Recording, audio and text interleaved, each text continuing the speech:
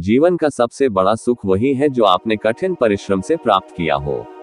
जब आप खुद पर विश्वास करते हैं और कठिनाइयों का सामना करने के लिए तैयार रहते हैं, तो कोई भी मंजिल आपसे दूर नहीं होती। बहुत समय पहले की बात है। एक गांव में एक युवा व्यक्ति था, जिसका नाम सिद्धार्थ था। वह हमेशा से यह जानने के लिए उत्सुक था कि सच्चा ज्ञान और जीवन की सच्चाई क्या है। एक दिन उसने ये निश्चय किया कि वह सब कुछ छोड़कर ज्ञान की खोज में निकलेगा। अपने रास्ते में उसने कई लोगों से मुलाकात की और उनसे सीखा, लेकिन फिर भी उसकी तलाश पूरी नहीं हुई।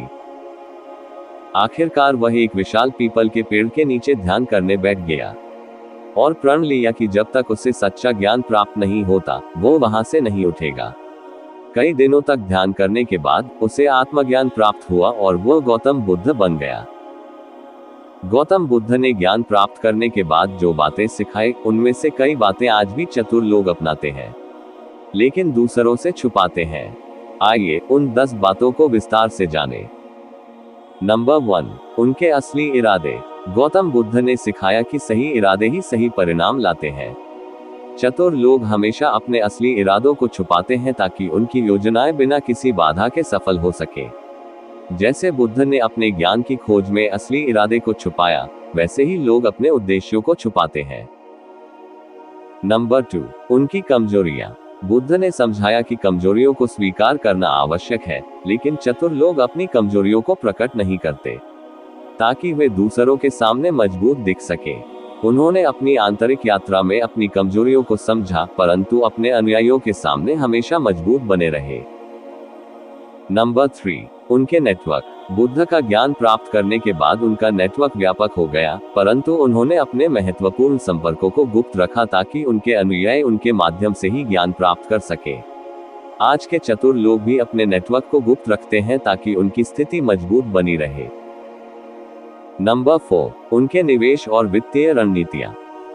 बुद्ध ने भौतिक संपत्ति का त्याग किया, लेकिन चतुर लोग अपने आर्थिक योजनाओं और निवेश को छुपाकर रखते हैं ताकि उनकी वित्तीय स्थिति मजबूत बनी रहे। वे जानते हैं कि धन और संसाधनों का सही उपयोग कैसे करना है। नंबर 5, उनके सीखने के स्रोत। बुद्ध ने अपने ज्ञान के स्रोतों को छुपाकर रखा ताकि लोग स्वयं उनकी शिक्षा को आत्मसात कर सके। चतुर लोग भी अपनी जानकारी और ज्ञान के स्रोतों को गुप्त रखते हैं ताकि उनकी प्रतिस्पर्धा उनके बराबर न आ सके। नंबर 6, उनकी असली भावनाएं। बुद्ध ने सिखाया कि भावनाओं पर नियंत्रण आवश्यक है। चतुर लोग अपनी असली भावनाओं को छुपाकर रखते हैं और केवल वही दिखाते हैं जो उन्हें दिखाना चाहिए। इससे वे अपनी योजनाओं को बेहतर ढंग से कार्यान्वित कर पाते हैं। नंबर 7, उनकी योजनाएं। बुद्ध की शिक्षाओं में उनकी भविष्य की योजनाएं कभी स्पष्ट नहीं होती। इसी तरह चतुर लोग अपनी आने वाली योजनाओं और कदमों के बारे में दूसरों को जानकारी नहीं देते ताकि वे बिना किसी हस्तक्षेप के अपने लक्ष्यों को प्राप्त कर सके। नंबर 8, उनके असली दोस्त। बुद्ध ने अपने सच्चे अनुयायियों और दोस्तों को चुना, परंतु उन्होंने यह नहीं बताया कि उनके सच्चे मित्र कौन हैं।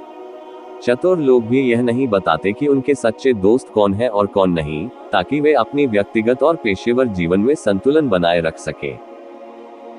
नंबर 9, उनकी समस्याओं का हल। बुद्ध ने अपने समस्याओं का हल आत्मज्ञान और ध्यान के माध्यम से पाया।